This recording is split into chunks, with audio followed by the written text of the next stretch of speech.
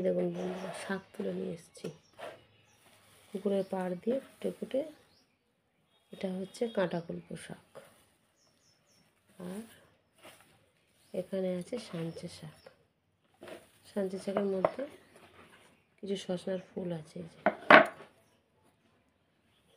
এই শাকগুলো সব একসাথে রান্না করব।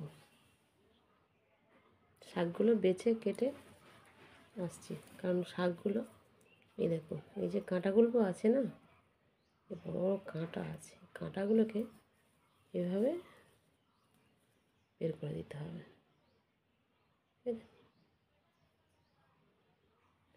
ভালো করে বেছে নিচ্ছি, দেখুন প্রত্যেকটায় কাঁটা আছে, কাঁটাগুলো পুরো বেছে নেব। এই দেখুন সব বাছা হয়ে গেছে, কত কাঁটা বেরিয়ে গেছে। আর এই শাকগুলো সব বেছে নিয়েছি। এই শাকগুলোর গুণাগুণটা খুব তো ভালো জানেন, কত গুণ এই শাকে। হ্যাঁ, এই শাক খেলে গায়ে যাদের রক্ত কম, এই শাক খেলে গায়ে রক্ত হয়। শাক সিদ্ধ খাওয়া খুবই উপকার।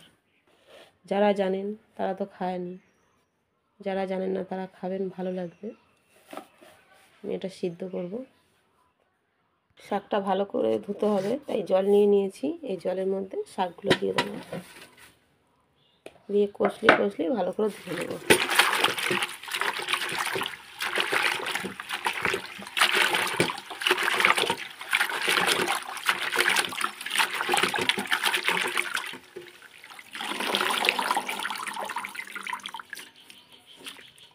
বাটিটা একটু জলে ধুয়ে নেব।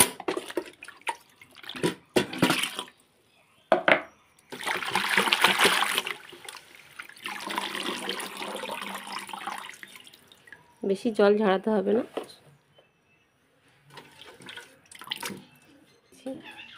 কড়াই একটু তেল ছিল, আলু ভাজার তেল, এটা ধুলাম না, এর মধ্যেই দিয়ে দেবো।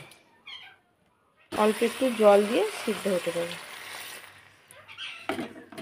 জলটা কিন্তু আমি শাকের সাথেই মেরে দেবো, ফেলবো না। ঢাকা দিয়ে সিদ্ধ হতে দেবো। এটা একটু খুলে দেখে নেব। শাকটা আমি লবণ টবণ কিছুই দিই, শুধু সেদ্ধ করব। এবারে শাকটাকে নামিয়ে নেব। শাকটা হয়ে গেছে পুরোপুরি। একটু রস ভাব থাক, শুকনো শুকনো ভালো লাগবে না। তেল দিয়ে দেবো, লঙ্কাটা তেলের উপর ভেজে নেব।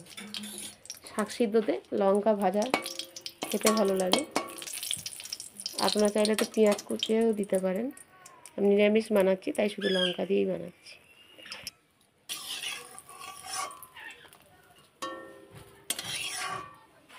একটু লবণ নিয়ে নিয়েছি, লবণটা দিয়ে লঙ্কাটা মেরে নেব। 3টে লঙ্কা দিচ্ছি, 4টে খুব ঝাল হয়ে যাবে।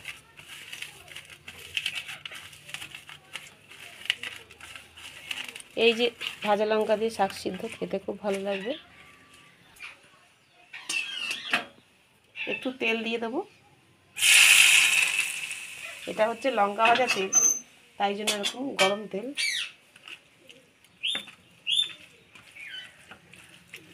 জলটা কিন্তু ফেলবো না, যে জল জল ভাবটা আছে এটা কিন্তু ফেলবো না, এটা খেয়ে নেব ভাতের সাথে। লঙ্কাটা তুলে দেবো। আর এইভাবে শাক সিদ্ধ করে খেয়ে দেখবেন, খুব ভালো লাগে। আর ভিডিওটা ভালো লাগলে লাইক করবেন, আর আমার চ্যানেলটা সাবস্ক্রাইব করে আমার পাশে থাকবেন। আর আপনারা ভালো থাকবেন, সুস্থ থাকবেন। আমার এই ছোটো ছোটো ভিডিওগুলো আপনারা দেখবেন। একটু খাই।